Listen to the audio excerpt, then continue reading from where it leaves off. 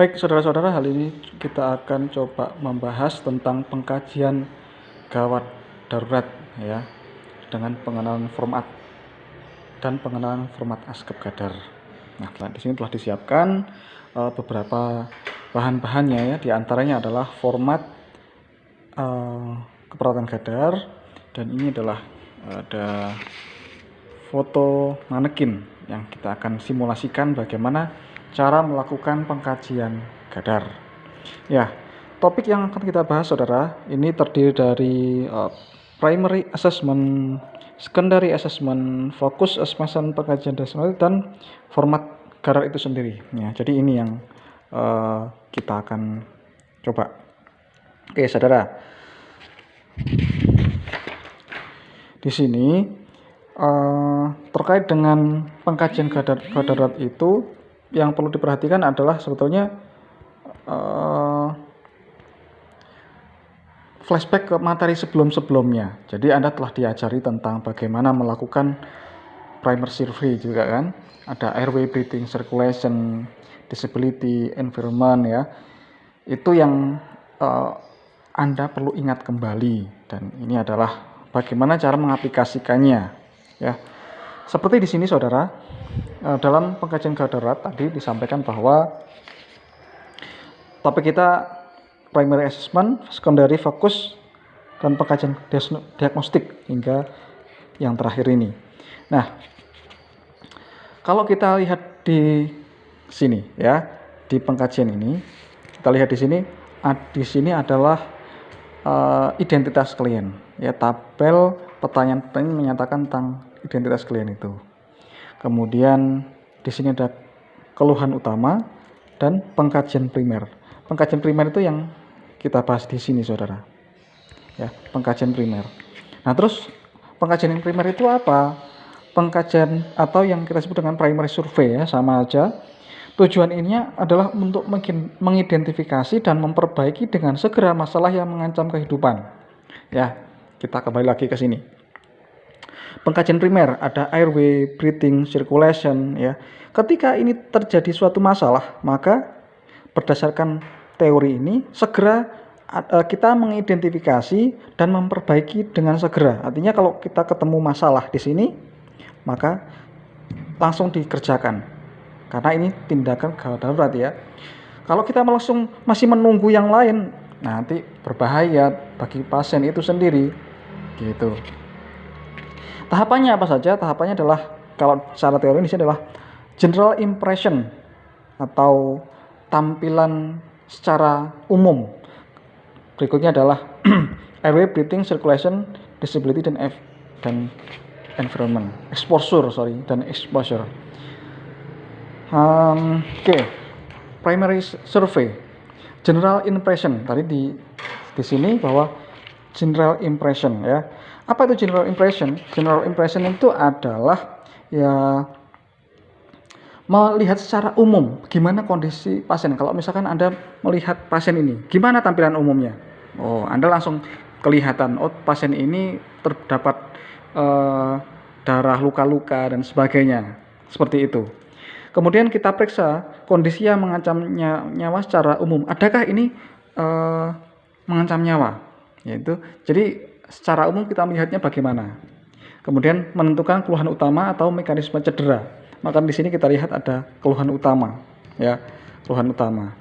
Menentukan status mental dan orientasi.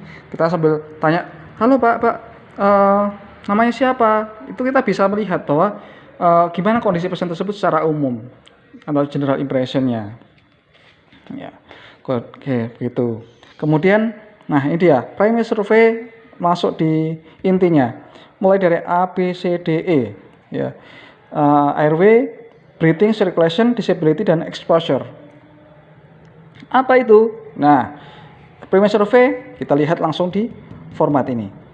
Ada airway atau yang kita sebut dengan nama jalan nafas. Jalan nafas itu ya mulai dari hidung sampai dengan bronkus, itu jalan nafas. Ya, bagaimana udara itu masuk dan keluar, di mana ya.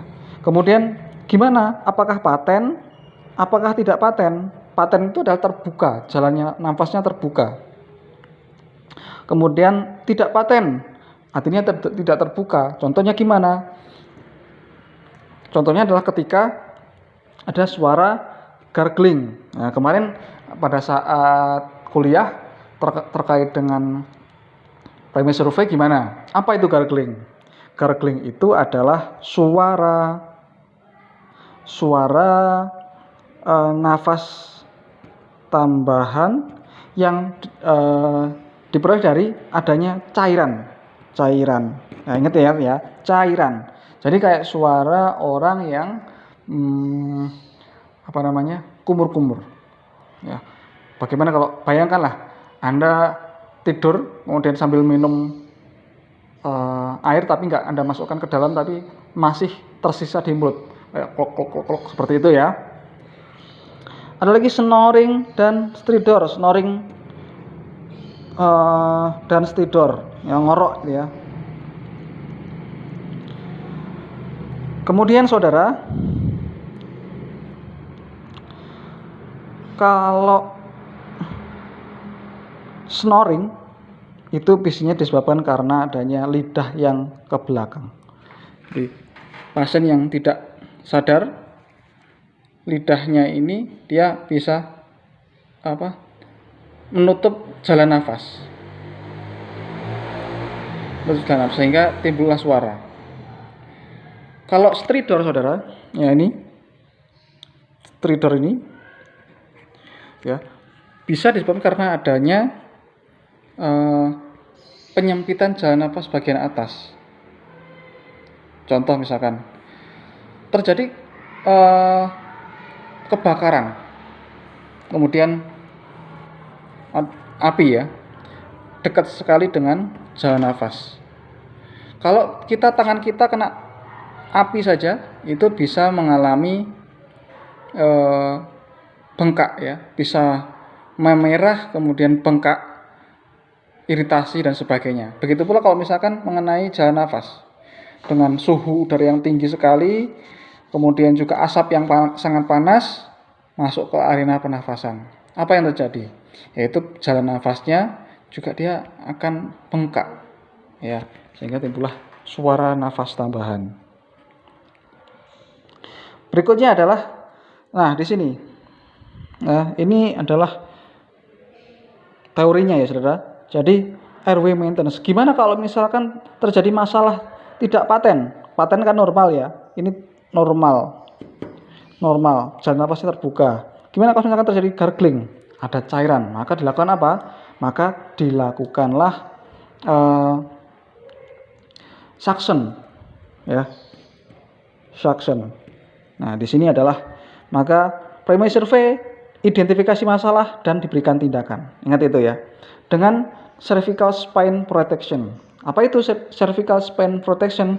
Jadi perlindungan spinal dan cervical. Jadi ingat pada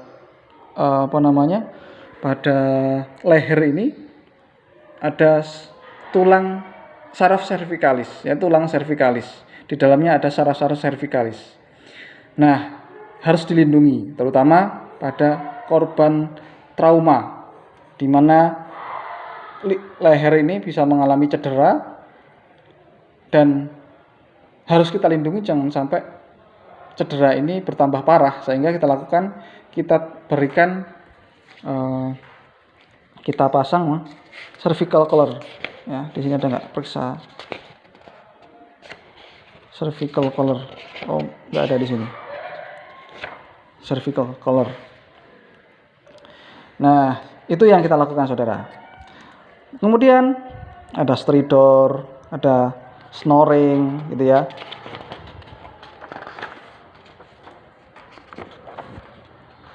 Ini adalah salah satu tindakan-tindakan untuk membantu jalan nafas. Apakah diberikan dengan ini?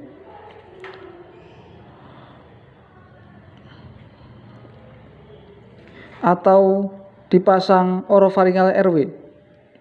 Oropharyngeal itu seperti ini. Nih, dipasang ini. Dipasang dari dalam sini. Ya, kalau gargling ada cairan di suction. Ada sumbatan lidah, maka menggunakan ini gudel. Kemudian ini adalah oropharyngeal airway. Ini untuk jalan nafas yang lebih dalam di sini. Apabila pasien itu henti nafas juga biasanya dibantu dengan ini, sehingga ada tindakan semisal pemasangan ventilator, ya, pemasangan tindakan-tindakan yang lain, ya. Kemudian saudara, sekarang masuk ke breathing. Kalau ini airway jalan nafas, kalau breathing adalah pernafasan, ya, pernafasan. Gimana? Apakah efektif atau tidak efektif? Tidak ada. Terus kita cek warna kulitnya normal nggak, pucat nggak, pola napasnya, kerja nafasnya gimana, apakah biasa, normal, atau takipnu. Apa itu takipnu? Takipnu itu nafasnya lebih cepat. Bradipnu frekuensi nafasnya melambat. Apakah menggunakan otot bantu nafas? Ya, kita ngecek pada pasien itu. Apakah dia nampak cepat, shut gitu ya? Apakah lambat? Ya, lebih lambat dari normal, atau disebut dengan bradipnu. Menggunakan otot bantu napas, ya. Orang yang sesek sekali, maka dia akan menggunakan otot-otot bantu napas ini untuk berupaya bernafas. Suara nafas itu menggunakan auskultasi, ya saudara. Auskultasi. Kemudian apakah vesikuler normal, wheezing, Krohnke, atau stridor. Nah, ini tanda tanya nih. Tanda tanya. Krohnke. Ya. Jejas, apakah jejas? Jejas itu adalah, ya, jejas luka. Apakah ada luka di sini, jejas? Ada di sini, ada jejas, ada luka, ada jejas. Deviasi trachea. Deviasi itu adalah penyimpangan, atau kalau untuk ini, istilah ini, trachea kita ingat di mana? Trachea itu ada di sini. Apakah tracheanya miring? Romannya adalah lurus. Apakah miring atau tidak? Itu ya. Kemudian pengembangan dadanya simetris atau tidak simetris. Simetris itu apa? Simetris itu sama antara kanan dan kiri. Simetris. Apakah sama kanan dan kiri atau tidak? Nah, contohnya misalkan gini. Terjadi suatu trauma, saudara. Ada luka tembak. Ini ada luka robek di luar saja, tapi nggak sampai ke dalam. Ini luka tembak. Ya, ini sangat memungkinkan terjadinya gangguan pernafasan. Sehingga kalau luka tembak ada ada lubang di sini, tentu ada gangguan, ya. Ada gangguan sehingga udara yang di dalam paru-paru ini yang harusnya tekanan negatif, dia akan keluar. Dari luar akan masuk ke dalam sini, ya, sehingga tidak simetris nanti. Kan harusnya berkembang bersamaan, tapi tidak bersamaan. Itu namanya tidak simetris. Apakah terjadi distensi vena jugularis? Distensi adalah membesar, ya. Vena jugularis. Ya, ada vena, ada arteri, ya saudara kan. Vena jugularis itu di mana? Vena jugularis lokasinya di sini, di jugularis ini. Di sini kelihatan ada pembuluh darah yang besar, kemudian membendung, ya. Ini mengidentifikasi adanya permasalahan pada kardio, biasanya juga gitu. Kardio dan juga, ya, kaitannya dengan kardiopulmonar. Kemudian saudara, ini masuk ke teori, saudara. pengkajian breathing kan, tadi kita sudah coba kita bahas. Kemudian apa yang perlu diperhatikan pada pengkajian breathing, saudara? Lihat, look, listen, and feel. Look, dilihat gimana prosesnya dia bernafas. Kemudian listen, dengar dari misalkan dengan stetoskop atau tidak. Feel, kita rasakan adakah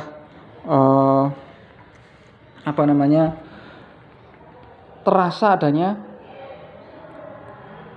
pernafasan. Look, listen, and feel. Ini digunakan untuk melihat ventilasi dan oksigenasi pasien. Inspeksi, apa itu inspeksi? Ya, Anda harus tahu, inspeksi melihat. Apakah ada tanda-tanda sebagai berikut? Cyanosis, pucat. Adakah penetrating injury? Penetrating injury adalah apa itu? Jadi luka tusuk, luka tembus. Contohnya misalkan adanya luka tembus, misalkan ada peluru, ada pisau, ya. Flail chest itu adalah pergerakan tidak normal, ya. Flail chest itu ketika misalkan terjadi patahan tulang pada rusuk, ya. Kalau ada yang tulangnya ada yang patah, maka terjadi flail chest. Atau sucking chest wound. Nah, apa itu sucking chest wound? Sucking chest wound itu adalah wound, luka chest dada. Sucking, suck itu adalah mensedot, ya. Kalau misalkan ada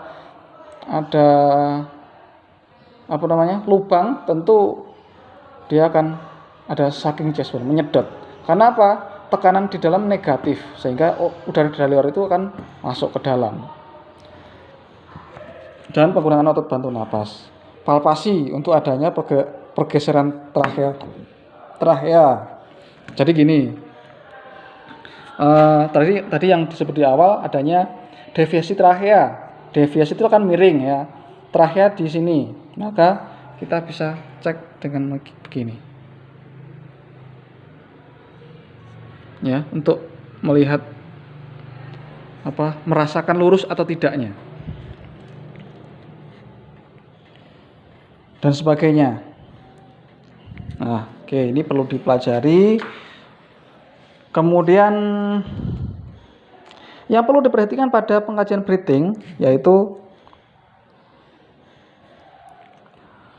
buka dada pasien dan observasi pergerakan dinding dada pasien jika perlu. Tekan laju tingkat kedalaman nafas, ya, RR, kualitas nafas, status mental. Kenapa kok perlu dicek status mental, saudara? Ya tentu kaitannya terkait dengan pernafasan, ya. Terkait dengan pernafasan ini harusnya kan kalau nafasnya normal akan keluar masuk masuk oksigen yang diberikan tubuh, keluar karbon dioksida dan H2O, ya kan. Kalau tentu terjadi suatu masalah di pernafasan, O2 nggak bisa berhasil masuk atau sangat sedikit sekali, sehingga dampaknya apa? Dampaknya adalah oksigen itu nggak bisa masuk ke otak. Kalau otak kekurangan oksigen, ya status mentalnya akan terganggu. Ya, akan terganggu. Terganggunya gimana, ya? Akhirnya mengalami penurunan kesadaran. Contohnya diperlukan bacaan pulse oximetry. Apa tuh pulse oximetry? Barangkali Anda sudah pernah lihat alat untuk mengecek di kuku, ditempelkan gini, dijepitkan di kuku seseorang, sehingga akan mengetahui berapa prosentase oksigen. Nah, itu adalah pulse oximetry. Itu, saudara, ya. Nah, ini adalah alat-alat bantu nafas. Bagging, ya. Bagging. Kemudian ini masker. Kemudian, saudara, tentang pengkajian circulation. Apa tuh circulation? Circulation itu ya sirkulasi atau yang terkait dengan peredaran darah. Ya, peredaran darah itu yang dihubungkan dengan apa? Ya jantung, nadi, EKG, CRT ya. Ini adalah yang berhubungan dengan peredaran darah. Bagaimana caranya? Nah, kalau dia dari sini pengajian circulation, cek nadi. Nah, nadi itu kan kita cek bisa nadi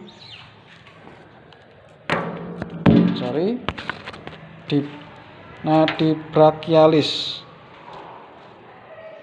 di sini. Nadi karotis, coba di mana karotis? Nadi radialis, maaf, saya ulangi ya. Nadi radialis, brachialis di mana? Ayo, perlu ingat-ingat. Nadi karotis.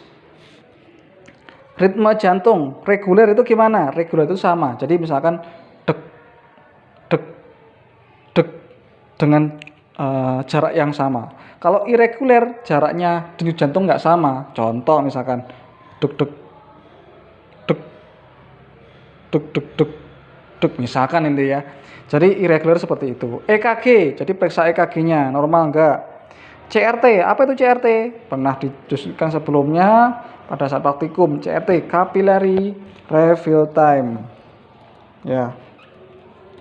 Capillary refill time. Dipencet kukunya, ya. Kemudian dilihat kembali, dilepaskan. Berapa lama durasi kembalinya warna merah pada kuku itu? Warna kulit normal atau pucat, ya. Suhu kulitnya apa hubungannya Pak? Suhu kulit sama circulation? Ya, iyalah. Sirkulasi itu kan peredaran darah. Kalau peredaran darah lancar, maka tubuh itu bisa terjaga suhunya hangat.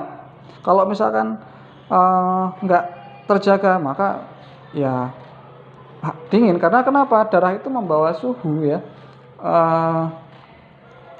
Karena hasil dari proses metabolisme tubuh yang dialihkan pada peredaran darah itu hangat. Kemudian diaporesis. Diaporesis itu apa? Diaporesis itu adalah keringat dingin atau tidak. Ini kalau diaporesis ya menandakan ada gangguan pada sirkulasi, bisa jadi begitu. Kemudian pengkajian level consciousness. Apa itu consciousness? Kesadaran, disabilities. Pada D ya, disability, kesadaran ya, terkait dengan neurologi ya, pengkajian terkait dengan persarafan. Apa yang bisa kita cek, saudara? Kita mudah sekali menggunakan istilah ini, saudara. AVPU. Apa AVPU? A, alert, sadar. V, vocalize, mungkin tidak sesuai atau mengeluarkan suara yang tidak bisa dimengerti. Jadi misalkan pasien itu nggak sadar penuh ya, dijak bicara nggak bisa nyambung, tapi dia mengerang, ya, kesakitan, vocalize. Atau P, respond to pain only, jadi hanya berespon terhadap nyeri saja. Kalau diajak ngomong nggak nyambung, tapi kalau dikasih cubitan rangsangan nyeri, dia akan berespon. Atau bahkan unresponsive. Jadi kalau kita cek misalkan ya, pasien ini sadar diajak bicara, maka kita lingkari ini. Alert, gitu aja. Alert, yaitu respon suara dengan tepat, misalnya mati perintah yang diberikan, ya sadar penuh ini. Atau GCS, pakai GCS ya. Skornya berapa maksimal? Skornya adalah 15. Maksimal dengan apa? Misalkan 4, 5, 6 ya kan. Gimana menilainya? Nah, itu perlu di flash dipelajari lagi. Gimana apa saja yang perlu dinilai pada Glasgow Coma Scale itu. Kemudian terkait dengan ini ada exposure. Apa exposure itu, saudara? Exposure itu adalah atau expose, examine, evaluate. Ya, pada ini adalah E. Expose, examine, evaluate. Lakukan pemeriksaan kepala, leher dan pada pasien.